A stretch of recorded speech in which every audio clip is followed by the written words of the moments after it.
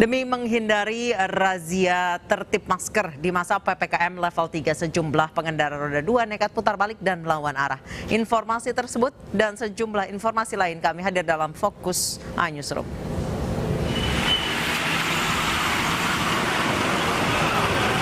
Sejumlah pengendara roda 2 langsung putar balik melawan arus saat mengetahui adanya razia tertib masker di Jalan Stasiun Pasar Senen, Jakarta Pusat. Tanpa mempedulikan keselamatan diri dan pengendara lain, mereka tetap tancap gas agar bisa lolos dari kepungan petugas.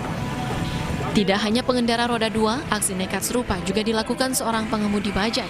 Semula, sang sopir telah menepikan kendaraannya, namun saat petugas lengah, bajai tersebut langsung kabur. Beberapa pelanggar lain yang kedapatan tidak memakai masker pun berhasil ditindak. Ironisnya, angka kasus COVID-19 yang melonjak tinggi dan penerapan PPKM level 3 masih banyak warga yang tidak disiplin dalam menjalankan protokol kesehatan.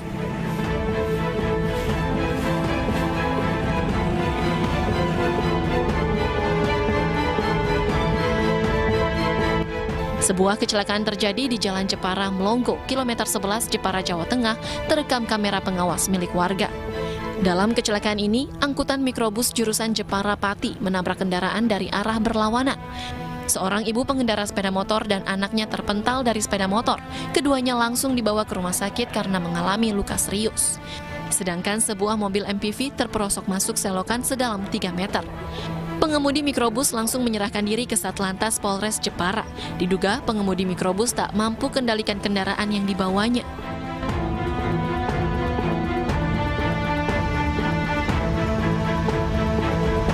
Bus Transjakarta Gandeng jurusan Kampung Melayu Pulau Gebang ini mengalami rusak parah di bagian depannya.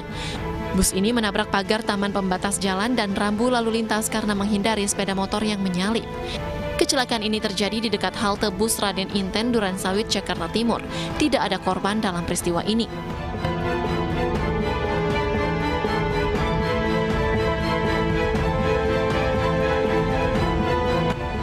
Inilah aksi balap liar yang terjadi di Jalan Tentara Pelajar Kebayoran Lama, Jakarta Selatan.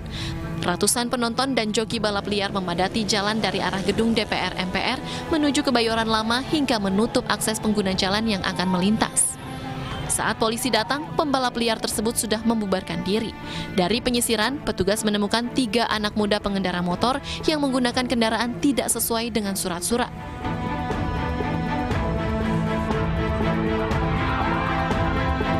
Tawuran antar kelompok massa dari 2 desa terjadi di Kabupaten Bogor, Jawa Barat. Ratusan warga dengan membawa sejumlah balok kayu dan senjata tajam saling serang. Sementara puluhan warga lainnya memblokir jalan. Polisi yang datang ke lokasi terpaksa menghalau 2 kelompok massa tersebut. Petugas mengamankan 2 pelaku tawuran yang diduga menjadi provokator. Tawuran antar kampung tersebut dipicu karena aksi balasan setelah terjadi keributan antara salah satu kelompok dengan kelompok lain dari wilayah yang berbeda.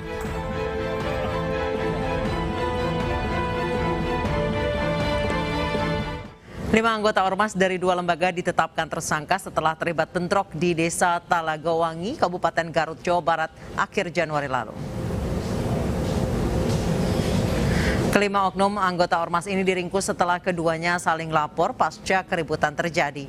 Aksi premanisme yang berujung bentrok kedua ormas ini dilatar belakangi rebutan wilayah pengamanan di galian C ilegal yang ada di Desa Talagawangi, Kecamatan Pakenjeng, Kabupaten Garut akhir Januari lalu. Saat ini galian C yang menjadi penyebab bentrok kedua ormas sudah ditutup. Ini kaitan dengan masalah perebutan lahan penambangan pasir yang diduga ilegal. Berawal dari sekelompok ormas yang sudah berada di lokasi penambangan tersebut, yang kemudian ada oknum ormas lainnya yang datang meminta uang koordinasi. Akhirnya terjadi pertikaian, ada 5 tersangka. Yang satu oknum ormas kami kenakan pasal pemerasan dan pasal pengeroyokan, yaitu yang pertama adalah pasal pemerasan, pasal 368 dan juga 170 ayat 1 dan 2 KUHP dengan ancaman hukum maksimal 9 tahun penjara. Sebagai bentuk keprihatinan sekaligus solidaritas terhadap konflik agraria yang menimpa masyarakat Desa Wadas, sejumlah seniman berkolaborasi dengan warga Desa Wadas menyelenggarakan pameran seni di salah satu galeri kawasan Seminyak, Badung, Bali. Sementara sejumlah mahasiswa dan pemuda menggelar aksi di alun-alun Purworejo, Jawa Tengah dengan membentangkan spanduk Purworejo sedang tidak baik-baik saja.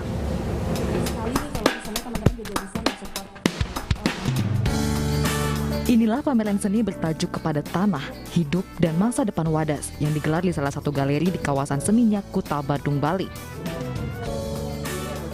Pameran yang diperakasai jejaring Solidaritas Jogja berkolaborasi dengan sejumlah seniman dan warga Desa Wadas. Dari puluhan lukisan yang dipamerkan, para seniman ingin berbagi cerita kegigihan perjuangan masyarakat Desa Wadas menghadapi konflik agraria yang mengancam lahan permukiman maupun pertaniannya. Sementara kopi Wadas dipilih sebagai simbol dari keseharian kehidupan masyarakat setempat yang turun-temurun menggantungkan hidup dari hasil pertanian. Perjalanan ini sebenarnya sangat emosional sekali ya. Kita seperti meninggalkan saudara-saudara kita yang sedang berjuang di Wadas. Terus ya, ini menjadi sangat berat buat kami. Sementara akses kendaraan yang melintas di sekitar alun-alun Purworejo, Jawa Tengah dialihkan polisi. Pengalihan ini dilakukan saat terjadi aksi protes yang dilakukan sejumlah mahasiswa dan pemuda akibat peristiwa di Desa Wadas. Koordinator aksi Nasih Mirojul Fikri menilai penutupan jalur tersebut merupakan bentuk dari upaya pembungkaman dengan cara halus. Aksi ini merupakan bentuk protes atas tindakan represif dan intimidasi terhadap warga Desa Wadas yang terus berjuang mempertahankan tanah milik mereka sendiri.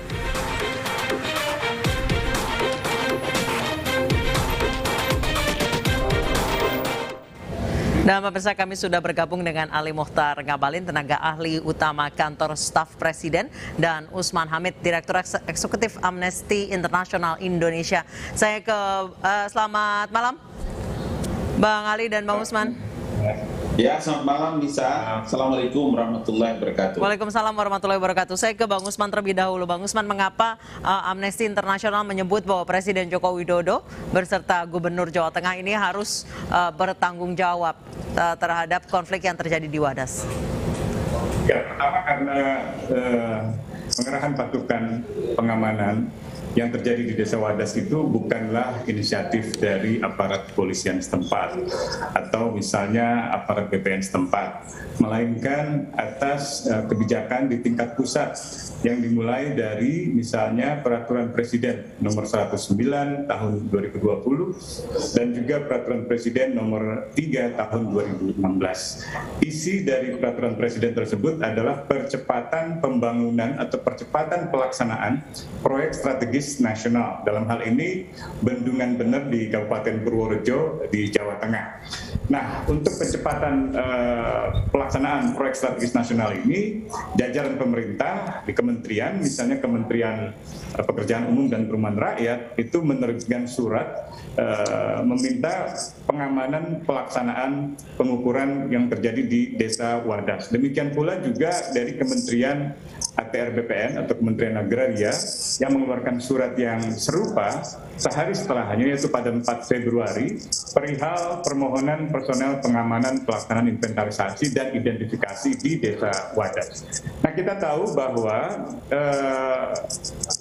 rencana pengukuran itu dilakukan untuk melakukan penambangan di Desa Wadas. Penambangan di Desa Wadas sebenarnya bukan bagian dari proyek strategis nasional di Bendungan Bener. Penambangan di Desa Wadas itu juga belum memperoleh AMDAL. Karena itu sebenarnya warga berhak secara konstitusional, secara legal untuk menolak misalnya penambangan di wilayah pemukiman atau tempat tinggal mereka.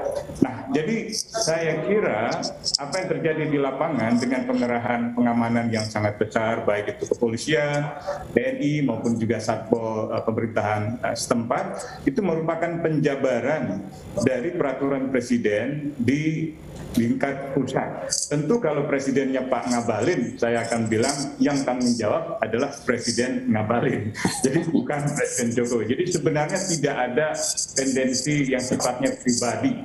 Tadi dalam TV lain Pak Ngabalin mengatakan saya seperti menuduh Jokowi bermain bisnis tanah. Sama sekali tidak. Yang saya katakan adalah tanggung jawab Presiden berdasarkan peraturan Presiden yang saya sebutkan tadi berkenaan dengan percepatan pelaksanaan proyek strategis nasional. Seharusnya. Baik, saya langsung lempar ke Bang Ali Ngabalin. Bang Ali, tanggapan Anda dengan pernyataan dari Amnesty International. Jadi begini, ada dua hal. Hal yang pertama itu, saya mau bilang bahwa ketika terjadi insiden bahwa ada masyarakat yang setuju tentang lahan mereka itu diukur, ada yang tidak setuju karena pertimbangan local wisdom dan lain-lain sebagainya sesungguhnya. Kemudian yang kedua, dalam posisi seperti inilah saya mau bilang bahwa kemarin juga ada mengatakan bahwa ini kan ketika ada keputusan untuk menggunakan lahan itu kemudian diambil bahan dalam rangka pembangunan bendungan dan seterusnya, maka langkah yang pertama itu adalah diukur tentang kesiapan lahan mana yang mau dipakai. Nah, kenapa saya menolak kemudian saya harus melakukan klarifikasi? Karena pertama ada telepon dari Melabo, yang kedua dari Miangas, yang ketiga dari Kendari. Kemudian meminta penjelasan kepada saya apakah benar bahwa Presiden juga ikut main tanah atau main lahan di sana. Karena ada keterangan LSM meminta untuk Presiden ikut bertanggung jawab. Itu sebabnya untuk menuduh teman-teman dari Amnesty International tidak. Tetapi saya mau bilang bahwa kalau teman-teman dari Amnesty International, Bung Usman dan kawan-kawan menuduh bahwa Presiden harus terlibat dan bertanggung jawab, saya kira itu terlalu tendensius. Makanya saya bilang, jangan-jangan nanti ada kucing, kambing, atau anjing ditabrak kereta api, lagi-lagi Presiden diminta bertanggung jawab. Bang Ali, tapi kan ini dasarnya juga terkait undang-undang bahwa memang proyek strategis nasional itu harus dipercepat, itu perintah Presiden juga. Kemudian soal AMDAL yang masih belum ada. Iya, makanya tadi kan kalau proyek itu memulai, maka tentu harus AMDAL dan lain-lain sebagainya, termasuk warga masyarakat yang setuju dibayar atau tidak dan lain-lain sebagainya. Ini baru mau diukur. Dan peristiwa ini bukan pertama kali dilakukan oleh pemerintah daerah ataupun polisi. Yang saya mau bilang juga dalam posisi inilah, maka kalau kehadiran kepolisian negara Republik Indonesia itu tidak ada lain dan tidak ada bukan. Mulai dari undang-undang kepolisian atau sampai dengan peraturan Kepala Kepolisian Negara nomor 1 tahun 2009. Saya lagi pegang ini aturannya.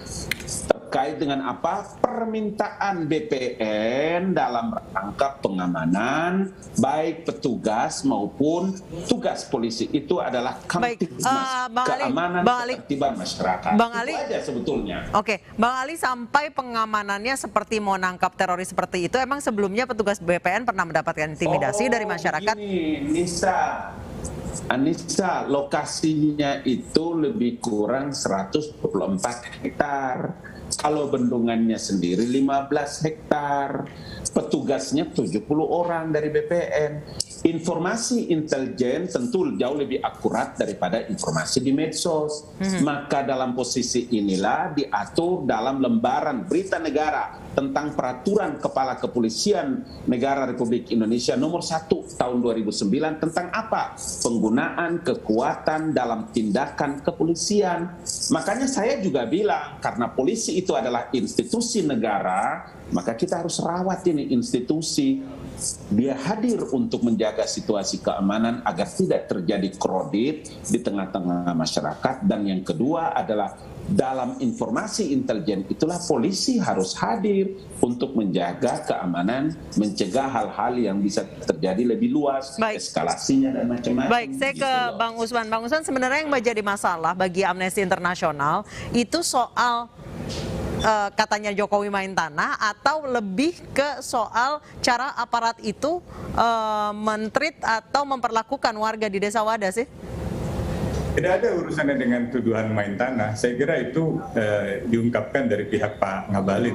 Yang saya katakan adalah peraturan Presiden tahun 2016 tahun 2020 tentang percepatan pelaksanaan proyek strategis nasional.